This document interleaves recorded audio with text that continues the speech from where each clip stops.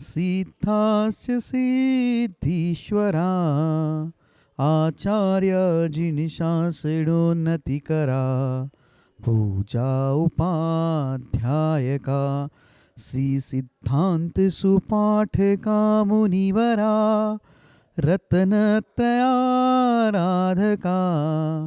पंचेते परमेष्टिना प्रतिदिनं कुर्वन्तु ते मंगलम। अनंत अनंत परम सिद्ध भगवान की जय। 1000 श्री आदिनाथ भगवान की जय। अंतिम तीर्थेश भगवान महावीर स्वामी की जय। आचार्य भगवान गुरुवर श्री विशुद्ध सागर जी महाराज की जय। सम्यक समाधान प्रदाता मुनिषि सुप्रभ सागर जी महाराज की जय। मुनिषि प्रणत सागर जी सौम्य सागर जी मुनिराज की जय। जय जन बंधुओं, हम सभी यहाँ उपस्थित हुए हैं देश के लोकप्रिय कार्यक्रम सम्यक समाधान के लिए। एक ऐसा कार्यक्रम, एक अनूठा प्लेटफॉर्म जिसके माध्यम से हम सभी के मन में उठने वाले जो विकल्प है उस विकल्पों का सम्यक समाधान मुनिश्री अपने मुखारविंद से हम सभी को प्रदान करते हैं। कितने अहोभाग्य के वह क्षण होंगे जिस क्षण में अपने मन में उठने वाले विकल्पों का समाधान पंचम परमेष्टि साधु परमेष्टि के मुखारविंद से हम सभी को प्राप्त होता है। अगर आप इस कार्यक्रम से जुड़ना चाहते हो या कार्यक्रम के माध्यम से अपने मन में उठने वाले विकल्पों का समाधान चाहते हो तो कार्यक्रम में नीचे जो पट्टी पे स्क्रॉल पे या फ्लिप पे जो हमारे नंबर चल रहे हैं, हमारे ईमेल आईडी है, उसके माध्यम से आप अपना विकल्प हम तक पहुंचा सकते हैं। उस विकल्पों को एकत्रित करके मुनिषी तक पहुंचाया जाएगा। वो मुनिषी के मुखारविंद से हम सभी लोग सम्यक समाधान प्राप्त करेंगे। सम्यक समाधान के माध्यम से आप अपने विकल्पों का समाधान प्राप्त कर ही सकते हैं एवं उस विकल्प के कारण अन्य लोगों के मन में जो विकल्प है उसके विकल्पों का भी समाधान हम सभी प्राप्त कर सकते हैं। तो आप जल्द से जल्द अपने मन में उठने वाले विकल्पों को हम तक पहुंचाएं और हम सभी लोग उस विकल्प का सम्यक समाधान मुनिषी के मुखारविंद से प्राप्त करेंगे। मुनिषी के चरणों में नमोस्तु करते हुए आज के उस कार्यक्रम को, लोकप्रिय कार्यक्रम की शुरुआत करते हैं। मुनिषी प्रणत सागर जी महाराज से निवेदन करते हैं कि हे स्वामी, आज के कार्यक्रम को गति प्रदान करते हुए संचालित करें। नमोस्तु नमोस्तु नमोस्तु। ओम नमः सिद्धेभ्यो।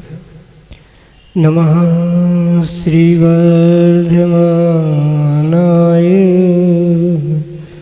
निर्धूतकलिलात्मने सालोकानां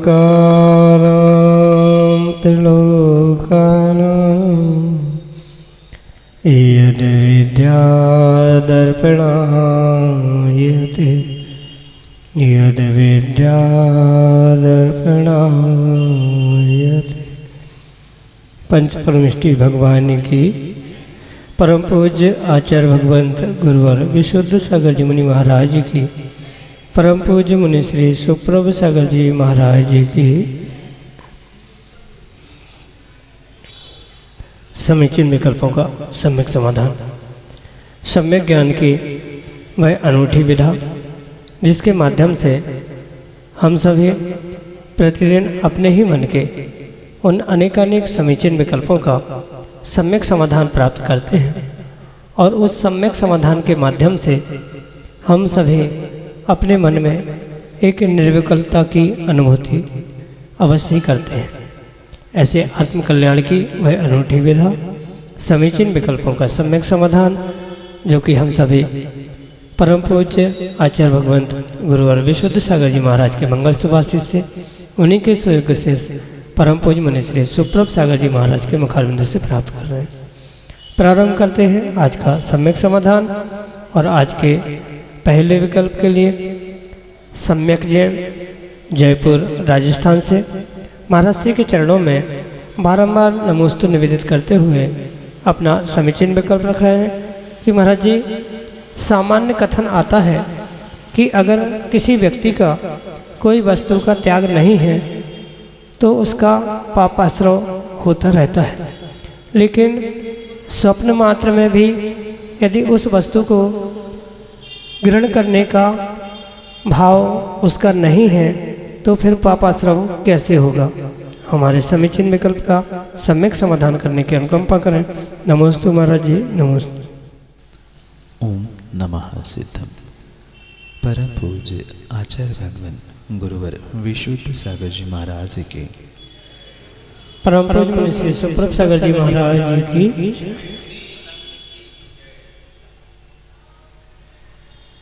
जो वस्तु का त्याग नहीं करता वह पूर्ण रूप से त्याग करने तक उसको भोगने के आश्रव बंध को अवश्य ही प्राप्त करता है। इस कथन को हमें आगम के परिप्रेक्ष्य में बहुत अच्छे से समझने की आवश्यकता है, क्योंकि ये आगम की व्यवस्था है, सिद्धांत है कि जब तक बुद्धिपूर्वक किसी भी वस्तु का, किसी भी सामग्री का त्याग नहीं होता, तब तक कहीं न कहीं उस वस्तु के प्रति एन केन प्रकार से ममत्व, मोह उत्पन्न होने की संभावना हो सकती है। जब तक बुद्धिपूर्वक त्याग नहीं है, तब तक कहीं न कहीं उस व्यक्ति, वस्तु के प्रति, उस सामग्री के प्रति भले ही स्वप्न में उसको भोगने के भाव भी नहीं है, प्राप्त करने के भाव भी नहीं है, पर जब तक त्याग नहीं किया है तब तक कुछ न कुछ अंशों में राग अवश्य ही उस वस्तु के प्रति होता ही होता है। माना कि उस वस्तु के बारे में आपको ज्ञान भी नहीं है और फिर भी उसका आपने त्याग भी नहीं किया है, उसको भोगने के भी भाव नहीं है, ऐसी स्थिति में भी कहीं न कहीं आपको उसके प्रति जो मोह, ममत्व, राग, द्वेष आदि जो भी परिणाम होने की संभावना है, उस परिणामों के निमित्त से ही कहीं न कहीं पापाश्रव अवश्य ही हो सकता है।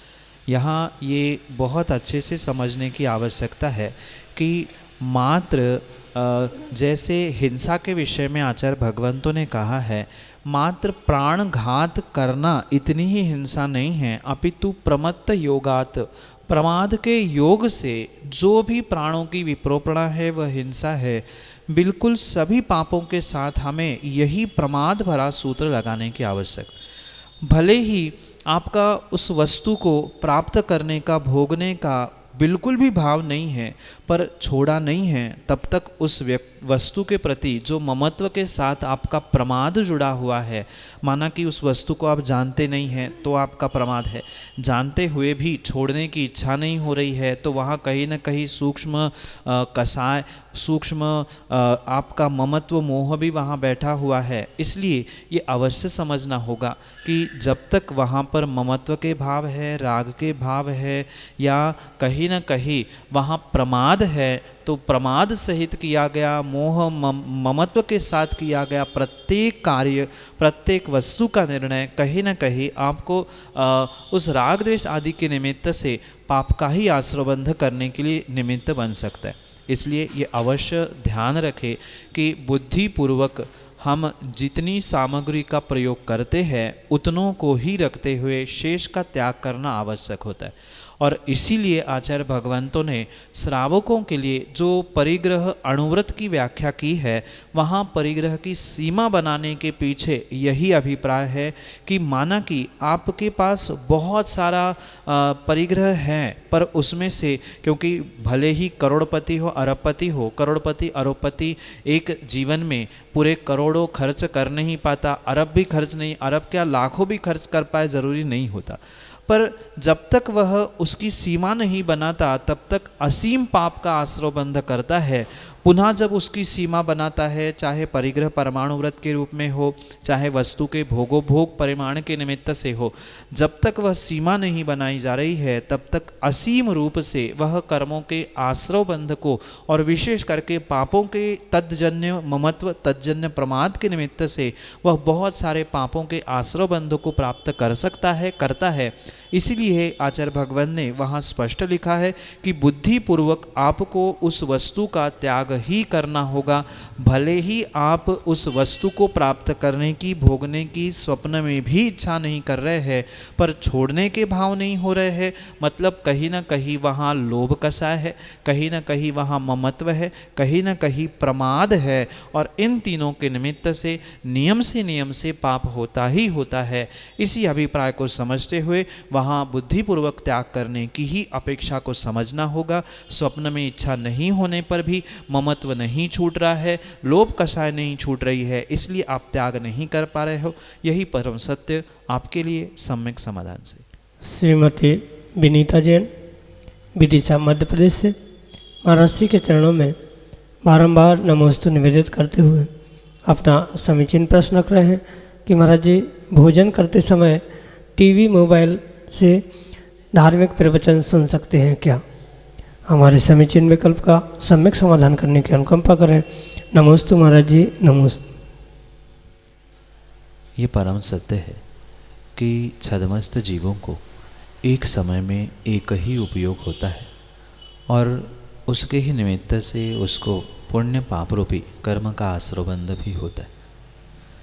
ये अवश्य समझना होगा कि किसी भी प्रकार से प्रवचन आदि सुनते हुए, स्वाध्याय आदि करते हुए, भोजन आदि अशुभ क्रिया, विषय भोगों का सेवन करने का कार्य किसी भी प्रकार से श्रावकों को करना उचित नहीं है।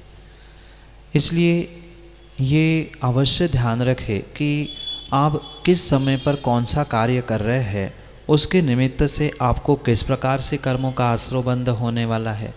ये जब स्पष्ट लिखा ही है कि स्वाध्याय करते समय, देशना सुनते समय आप विषय भोगों को प्राप्त ना हो, तो इतना विवेक तो आपको रखना ही होगा। पर कथनचित किसी अपेक्षा से ये भी समझा जा सकता है कि भोजन करते समय प्रवचन सुनना और प्रवचन सुनते समय भोजन करना, इसमें थोड़ा सा अंतर अवश्य ही किया जा सकता है।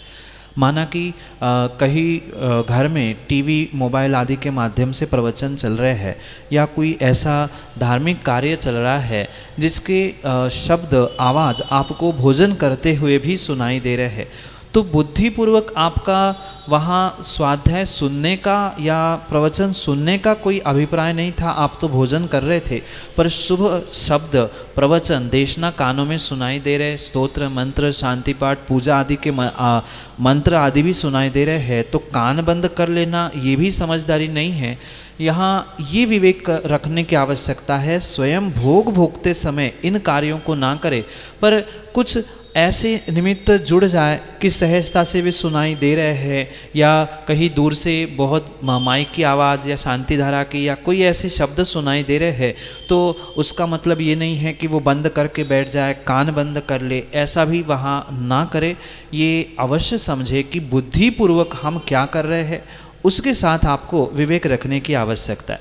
भोजन करते समय ये कार्य करना उचित नहीं है, पर ये कार्य करते समय आप भोजन कर रहे हो वो भी उचित नहीं, पर क्वचित कदाचित आप भोजन कर रहे थे, उसी समय में किसी को प्रवचन सुनने का समय था या अन्य कुछ कार्य कर रहे थे, आप उनको उन कार्यों से प्रवृत्त करोगे, निवृत्त करोगे, भाई ऐसा मत करो, मैं भोजन कर रहा हूँ, तो आपको उनके शुभ कार्यों में विघ्न डालने के निमित्त से अंतराय भी पड़ेगा। इसलिए आप अपने कार्यों को विवेकपूर्वक करें, क्योंकि एक साथ एक ही उपयोग, एक ही कार्य छद्मस्तों का, संसारी जीवों का होता है। अगर जिनवाणी सुनना ही है, प्रवचन सुनना ही है, तो शांति से भोगों से दूर होकर भोजन आदि को छोड़कर शांति से प्रवचन सुने, क्योंकि दोनों में उपयोग नहीं लगेगा। प्रवचन सुनते सुनते भोजन करोगे, भोजन भी व्यवस्थित नहीं पचेगा, ना प्रवचन में ध्यान दे पाएंगे, खाने में लक्ष्य ध्यान चला गया, उतने में पता चला दो चार शब्द छूट गए, अर्थ का अनर्थ करके बैठ गए। इसलिए आगम के परिप्रेक्ष्य में दोनों कार्य एक साथ करना उचित नहीं है, पर क्वचित कदाचित कहीं सुनाई दे रहे हैं तो भाग जाना ये भी उचित नहीं है। विवेकपूर्वक अपना कार्य, अपना समय, अपना स्थान आदि सब कुछ तय करें, यही आपके लिए सम्यक समाधान। महेंद्र जैन खैरा, टीकमगढ़ मध्य प्रदेश से, अगले समीचीन विकल्प के लिए। नमोस्तु नमोस्तु नमोस्तु महाराज। महाराज श्री एक बार मुझसे अपने काम में, शासन के काम में था, तो एक बार एक व्यक्ति ने मुझसे बड़ा उल्टा सीधा कहा, काफ़ी कुछ कहा। मैं उसको समझाता रहा 2-4 मिनट। एकदम उसने कुछ ऐसे अपशब्द कहे जो मैं सहन नहीं कर सका और मैंने उसको 2 चांटे मार दिए। उससे उसको काफ़ी ज़ोर से लगा। उसने फिर बोला, बाद में पता चला कि वो कानों में उसको दिक्कत आ गई। उसने इलाज भी करवाया और मैंने सोचा, व्रतों के टाइम में सोचा कि उससे मैं जाके क्षमा मांग लूँ और उसे मैं 2-5 रुपये भी दे दूँ। उसके पहले, एक दिन पहले वो आया, उल्टा सीधा उसने कहा और तो फिर मैं रुक गया। लेकिन वो बात मुझे आज भी बहुत जब भी याद आती है वो बहुत खलती है, और मैं उस चीज़ को अपने उस दोस्त को अपने मन से निकाल नहीं पा रहा हूँ। इसके लिए महाराज जी मार्गदर्शन दें। श्रावक से, संसारी जीवों से भूल होना, गलती होना, ये स्वाभाविक बात है। पर अपनी गलती को गलती नहीं मानना, अपनी भूल को भूल नहीं मानना, ये सबसे बड़ी भूल हुआ करती। आपने कसाय के वशीभूत जो भी कार्य किया उसका आपको वास्तव में पश्चाताप है, और शायद उस पश्चाताप के निमित्त से ही आपने उनसे क्षमा मांगने का, उनको सहयोग करने का आदि पुरुषार्थ प्रयास भी किया। पर ये भी अवश्य ध्यान रखें कि आप तो क्षमा कर रहे हैं, सामने वाला आपकी क्षमा के पात्र है कि नहीं, वह आपको समझ पा रहा है नहीं, ये भी समझने की आवश्यकता है। इसलिए ऐसे सिचुएशन में, ऐसे कंडीशन में पूर्ण रूप से उन गलतियों को भूल जाना ही उचित कार्य हुआ करता है। पुनः पुनः उन्हीं बातों का स्मरण करते हुए पुनः हीन भावना लाना, क्या किया जाए, कैसे किया जाए, ये सोच सोच कर जितना पाप का आश्रव उस समय पे आपने नहीं किया था, उससे कई अधिक गुना पाप का आश्रव आज आप कर रहे हो पुरानी बातों को याद करते। इसलिए पुरुषार्थ तो यही करना चाहिए कि जो भूल हो गई, समझ में आ गई, हमने भूल को सुधारने का प्रयास किया, माना कि कुछ ऐसे निमित्त बने कि वो सुधर नहीं पा रही, सामने वाला क्षमा स्वीकार नहीं कर पा रहा है, हमने अपने तलो दिल से उसे क्षमा कर दिया, क्षमा मांग ली, हमने अपना कर्तव्य पूर्ण कर लिया, हमारा काम हो गया। माना कि इस विषय को लेकर पुनः रह रह कर हमारे दिलो दिमाग में वही विचार आ रहे हैं, तो कहीं ना कहीं इस भूल के बारे में हम निर्ग्रंथ गुरु, आचार्य, भगवंत आदि के पास पहुंचकर प्रायश्चित आदि ग्रहण कर ले। पर ये भी ध्यान रखें कि प्रायश्चित ग्रहण करने के बाद, प्रायश्चित पूर्ण करने के बाद पुनः उन घटनाक्रमों को याद करते हुए अपने दिमाग को, अपने विचारों को खराब करने का प्रयास नहीं करें। क्योंकि जब एक बार गलती हो गई, गलती का प्रायश्चित भी ले लिया, प्रायश्चित पूरा भी हमने कर लिया है, तो अब उन क्रियाओं में, उन घटनाओं में पुनः उलझ कर या उनकी पुनः स्मृतियाँ कर कर, स्मरण कर कर उस व्यक्ति को याद करते हुए अपने आप को कोस लेना, ये किसी भी प्रकार से उचित नहीं है। बहुत बहुत पाप का आश्रव आप सोच सोच के कर रहे हैं, ये सोचते हुए सामान्य रूप से अपने मन से उसे क्षमा कर दे, गुरु के पास जाके उसके लिए प्रायश्चित ग्रहण कर ले और प्रायश्चित पूर्ण करके वह घटनाक्रम को दिमाग से, अपने विचारों से निकाल दे। अच्छी बात तो आचार्य भगवंतों ने यही कही है, क्षमा कर दो उस व्यक्ति को जिसे तुम भूल नहीं पा रहे हो, और भूल जाओ उस व्यक्ति को जिसे तुम क्षमा नहीं कर पा रहे। दोनों में से एक काम कर लो, अपना काम पूर्ण हो जाएगा। यही आपके लिए सम्यक समाधान। सुनीता जी टीकमगढ़ मध्य प्रदेश से अगले समय चिन्ह में कल्प करें। हे गुरुवर जी, नमोस्तु नमोस्तु नमोस्तु। हे गुरुवर, हमारे अंदर यह शंका है कि जब कोई व्यक्ति सरल या विनम्र होता है तो सामने वाला उसकी सरलता और विनम्रता का दुरुपयोग करता है, तब उसको सामने वाले के साथ कैसा व्यवहार करना चाहिए। हे स्वामी जी, हमारी सम्यक समाधान दीजिए। नमोस्तु महाराज जी, नमोस्तु। माँ, इस पंचम काल में सरलता और विनम्रता ये व्यक्ति का बहुत श्रेष्ठ गुण माना जाता है, और इसी कारण से ये अवश्य समझे कि सामने वाला व्यक्ति कितना ही वक्र हो, कितना ही विपरीत कार्य क्यों ना कर रहा हो, पर जो सरल और विनम्र व्यक्ति है उसे अपनी सरलता और विनम्रता कभी भी नहीं छोड़नी चाहिए। क्योंकि सामने वाला जो टेढ़ा है, विपरीत है, वो अपने स्वभाव को नहीं बदलना चाहता, तो उसकी निमित्त मिलने पर हम जैसे सरल और विनम्र आदमी को क्यों बदलना पड़े, ये विचार करने की बात। अगर हर समय, हर स्थान ऐसे विपरीत व्यक्तियों को, विपरीत परिस्थितियों को देखते समय अगर वह सरल विनम्र व्यक्ति बदलता रहेगा, तो फिर दुर्जनों में और सज्जनों में अंतर क्या बचेगा। इसलिए जब दुर्जन अपनी दुर्जनता नहीं छोड़ पा रहा है, तो जो सज्जन सरल और विनम्र है उसे भी अपनी सज्जनता, विनम्रता, सरलता किसी भी प्रकार से नहीं छोड़नी चाहिए।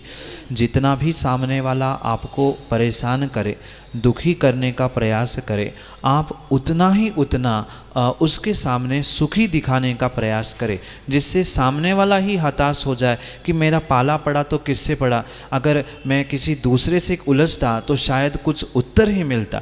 वो कितना ही परेशान करे, आप मुस्कुरा कर उसके उस विपरीतता का सहजता से सरलता से ही उत्तर दोगे कि ठीक है मुझे तो कुछ फर्क ही नहीं पड़ा। वो सामने वाला 2 बार 4 बार 10 बार करे और फिर वो भी हाथ जोड़ेगा, भैया कहाँ मैं उलझा हूँ, इसे तो फर्क ही नहीं पड़ रहा है। अगर उसके उत्तर के लिए प्रत्युत्तर दोगे तो वो और कुछ तैयारी करके आपसे लड़ने के लिए, उस व्यक्ति के लड़ने के लिए पुनः तैयार होगा, क्योंकि वो दुर्जन ही है, उसे ना अपनी इज्जत ना लाज कुछ भी नहीं है। पर जो विनम्र है, सरल है, उस वह सज्जन होने से उसकी कुछ ना कुछ पहचान है। इसलिए वो अवश्य ध्यान रखे कि सामने वाला कितनी ही विपरीत परिस्थिति खड़ा क्यों ना करे, पर जो सज्जन है, विनम्र है, सरल है, सहज है, उसे अपने स्वभाव को छोड़ना ही नहीं चाहिए।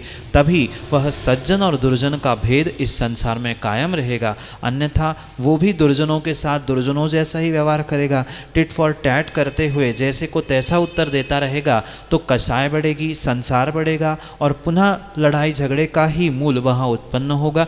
इसलिए सज्जन को सज्जनता ना छोड़ते हुए अपने स्वभाव रूप ही कार्य करना चाहिए। दुर्जन जो करे उसका फल वो भोगेगा। हमें जो फल मिलने वाला है मेरी सरलता का, मेरी विनम्रता का ही मिलने वाला है, इसका निर्णय करते हुए उस सज्जन पुरुष को सरलता और विनम्रता किसी भी प्रकार से नहीं छोड़नी चाहिए। सामने वाला कितना ही दुर्जन, कितना ही विपरीत क्यों ना हो, यही आपके लिए सम्यक समझ। अगले समीचीन विकल्प के लिए पिंकी जैन विदिशा हमारे सामने। हे गुरुदेव, नमोस्तु नमोस्तु नमोस्तु। हे गुरुदेव, मेरी शंका यह है कि जो अष्ट प्रातिहार किसी भी कल्याणक में रखे जाते हैं, क्या वो मंत्रित हो जाते हैं और उन्हें घर पर ले जा सकते हैं? घर पर ले जाके वो किस दिशा में रखना चाहिए? नमोस्तु गुरुदेव। माँ, आगम की व्यवस्था को बहुत अच्छे से समझने की आवश्यकता है। वर्तमान में बहुत सारे कार्य, बहुत सारी क्रियाएं आगम के प्रमाण से रहित होकर ही करते हुए देखने में आ रही है। जैसे विधानों में, पंचकल्याणक आदि में जो मान्य आदि पे कलश आदि रखे जाते हैं, वह तो मंगल द्रव्य होने से घर में रखना पूर्ण रूप से आगम सम्मत है। जबकि चाहे प्रातिहार्य हो, चाहे कलश आदि हो, जो भी सामग्री उस विधान पंचकल्याणक आदि के माध्यम से वहाँ रखी जाती है, स्वाभाविक रूप से वह मंत्रित होती ही है।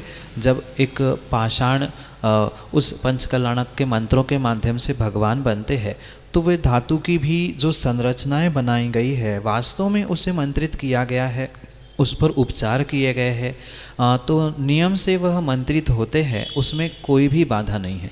पर मंत्रित होने वाली हर सामग्री घर ले जाना ये कोई आगम प्रमाण से उचित नहीं है।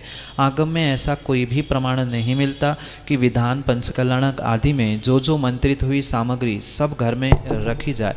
अगर ऐसा होता तो फिर पंचकल्याणक में जो प्रयोग किए जाने बड़े बड़े टेबल, चौकी, पाटा, पंडाल, कपड़े सब उठा के घर में रखने से सबका ही कल्याण हो जाता।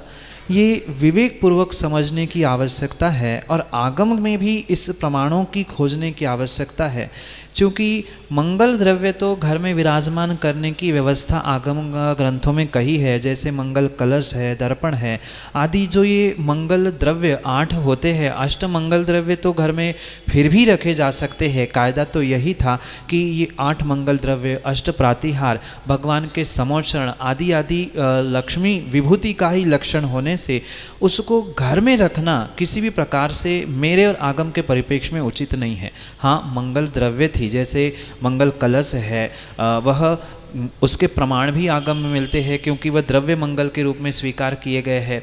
पीली सरसों है, ये मंगल द्रव्य कहे गए हैं, द्रव्य मंगल कहा गया है। दर्पण द्रव्य मंगल कहा गया है। पर ये जो 8 प्रातिहार आदि है, ये तो मात्र समोचरण में ही होते हैं। सामान्य सभाओं में भी जब 8 प्रातिहार आदि नहीं होते, तो फिर एकाध प्रातिहार घर ले जाकर रखना ये किस आगम में और कैसे वर्णित है, हमें नहीं समझ में आया। इसलिए आगम की अगर बात करो तो आगम में ऐसा कोई प्रमाण नहीं मिलता। अष्ट प्रातिहार्य मात्र तीर्थंकर भगवान के समोशरण में ही प्रकट होते हैं, और जैसे ही समोशरण विघटित होता है वह प्रातिहार्य भी वहीं से विघटित होते हैं। उसको घर ले जाना किसी भी प्रकार से उचित नहीं है। वर्तमान में जो बहुत सारे मंदिरों में भी छत्र चढ़ाकर घर ले जाना, चमर ढुरा के घर ले जाना, इसका भी कोई आगम प्रमाण प्राप्त नहीं होता है। जब हमने एक बार छत्र मंत्र पढ़ के चढ़ा दिया है तो उसको वही विसर्जित करना चाहिए। पुनः घर ले जाना, चमर रोज ढुला के, भले ही चांदी के हो, हीरे जवाहरात के हो, चढ़ा दिए सो चढ़ा दिए, घर वापस ले जा रहे हैं तो कहीं ना कहीं वह निर्माल्य का ही दोष आपको लग रहा है। प्रातिहार्य भले ही आपने धन राशि लेकर समोषण में विराजमान किए हैं, जहाँ मंदिर है, जहाँ वेदी है, वहाँ उसको विराजमान किया जाए। घर में ले जाने का औचित्य और घर में ले जाने का कोई प्रमाण आगम में प्राप्त नहीं होता। ठीक है, तात्कालिक व्यवस्था जो जहाँ जैसे बना रहा है वो भिन्न विषय है, पर आगम में मंगल कलश, मंगल द्रव्य घर में ले जाने का व्याख्यान फिर भी मिलता है। पर जो तीर्थंकर भगवान के समोशरण में ही हुआ करते हैं वही प्रकट होते और बाद में लुप्त होते हैं। ऐसे अष्टप्रात्यार आदि घर ले जाने का कोई औचित्य आगम के प्रमाण से नहीं मिलता। यही आपके लिए सम्यक समाधान। सुयश सिंह टीकमगढ़ मध्य प्रदेश से अगले समीचीन विकल्प के लिए। कहते हैं कि देवलोक जो होते हैं वो भगवान के प्रत्यक्ष रूप से दर्शन कर सकते हैं, पूजा आदि कर सकते हैं, पर भगवान का तो शरीर ही नहीं होता है, तो फिर देव कैसे दर्शन कर सकते हैं भगवान के? नमस्ते। यहाँ पर भगवान के दो प्रकारों को, दो भेदों को समझने की आवश्यकता है। जो सकल परमात्मा, निकल परमात्मा की अपेक्षा से अरिहंत और सिद्ध दो प्रकार के भगवान कहे जाते हैं, उनकी अपेक्षा से ही वहाँ देव दर्शन, देवों की पूजा आदि की व्यवस्था को समझने की आवश्यकता है। जब वह स्वर्गों के देव भगवान के प्रत्यक्ष दर्शन करते हैं, उनकी पूजा आदि करते हैं, ऐसा जब कहा जाता है, वहाँ पर उन शरीर के साथ होने वाले जो अरिहंत परमेष्ठी है उनका ही व्याख्यान समझना होगा। चाहे वह स्वर्गों के देव हो, चाहे मनुष्य हो, उनको जो अशरीरी सिद्ध भगवान होते हैं उनका दर्शन तो किसी को भी नहीं होता। जहाँ भी भगवान के दर्शन करने के लिए देव पहुँचे ऐसा कहा जाता है, वहाँ वे साक्षात अगर भगवान का दर्शन कर रहे हैं तो मात्र और मात्र अरिहंत परमेष्ठी का ही दर्शन करते हैं। अन्य भी जगह ये वर्णन जो मिलता है कि भगवान के दर्शन करने के लिए देव पहुँचे, वहाँ कई स्थानों में उन अरिहंत भगवान के अकृत्रिम जिनबिंब जो है उनको भी कहीं कभी समझने की आवश्यकता है, क्योंकि सर्वत्र तीर्थंकर भगवान प्राप्त नहीं होते समोषण में या अरिहंत अवस्था में। जो विशेष स्थान अकृत्रिम जिनालय जिन बिंबों के कहे गए हैं, वहाँ अगर जैसे नंदीश्वर में देव जाते हैं तो वहाँ नंदीश्वर में देव जाते हैं ऐसा कहा जाता है, तो नंदीश्वर में साक्षात कोई अरिहंत परमेष्ठी नहीं है, वहाँ अरिहंत भगवान की प्रतिमा जो विराजमान की है उनकी वह दर्शन, उनकी वो पूजा करते। अन्यत्र जहाँ स्वर्गों के देव आकर साक्षात प्रत्यक्ष रूप से भगवान की पूजा आदि करते ऐसा कथन मिलता है, तो वहाँ जो ढाई द्वीप में जहाँ जहाँ अरिहंत परमेष्ठी विराजमान होते हैं, जिस स्थान में कोई भी क्षेत्र हो, कोई काल हो, वहीं पर वे दर्शन साक्षात रूप से करते हैं। वो शरीर साथ ही होता है, मतलब शरीर के साथ वाले अरिहंत भगवान को ही वह पूजा, अभिषेक आदि आदि के माध्यम से प्राप्त करते हैं। जबकि साक्षात अरिहंत भगवंतों का अभिषेक नहीं होता, वहाँ भी प्रतिमा आदि का ही अभिषेक होता है। मात्र दर्शन और पूजा साक्षात मतलब अरिहंत भगवान की और परोक्ष अशरीरी यानी सिद्ध भगवान की, यही आपके लिए सम्यक समाधान। जयजन बंधु, हम सभी लाभ ले रहे थे लोकप्रिय कार्यक्रम सम्यक समाधान का। प्रतिदिन की भांति यह कार्यक्रम 5:13 पे यूट्यूब चैनल सुप्रभ वाच के माध्यम से प्रसारित होता है। मुनिषी का नाम सुप्रभ और वाणी का पर्यायवाची नाम उवाच, सुप्रभ उवाच यह नाम चैनल का है। आप यूट्यूब पे सुप्रभ उवाच सर्च कर सकते हैं एवं सर्च करके इस यूट्यूब चैनल को सब्सक्राइब करें एवं उसका बेल आइकन प्रेस करें, ताकि मुनिषी की अधिक जानकारी एवं जो सम्यक समाधान आदि कार्यक्रम है उसकी जानकारी भी आपको उपलब्ध होती रहे। नोटिफिकेशन के द्वारा आपको याद रखने की ज़रूरत नहीं है। प्रतिदिन ठीक 5:13 पे यूट्यूब चैनल सुप्रभ वाच के माध्यम से यही कार्यक्रम प्रतिदिन शाम को 4 बजे आदिनाथ टीवी चैनल के माध्यम से भी प्रसारित होता है। ठीक 4 बजे आदिनाथ टीवी चैनल के माध्यम से सम्यक समाधान उपलब्ध होता है। शाम को 7:40 पे जिनवान टीवी के माध्यम से मुनिषी के प्रवचन विगत चातुर्मास्थली विदिशा में सुक्ति मुक्तावली इस अद्भुत ग्रंथ पे हुए थे। उस प्रवचनांश प्रतिदिन शाम को 7:40 पे जिनवान टीवी के माध्यम से प्रसारित होते हैं। आप सभी लोग घर बैठे सुक्ति मुक्तावली इस ग्रंथ का स्वाध्याय करते हुए मुनिषी के वाणी का लाभ ले सकते हैं। प्रतिदिन 2:30 पे 2:30 बजे मुनिषी के प्रवचन आदिनाथ टीवी चैनल के माध्यम से भी प्रसारित होते हैं। आप सभी लोग दोपहर को 2:30 पे आदिनाथ टीवी चैनल के माध्यम से भी मुनिषी के प्रवचन का लाभ ले सकते हैं। आज के लिए इतना ही। मुनिषी के चरणों में कोटिशा नमोस्तु करते हुए आज के इस लोकप्रिय कार्यक्रम को यहीं पे विराम देते हैं। नमोस्तु नमोस्तु नमोस्तु।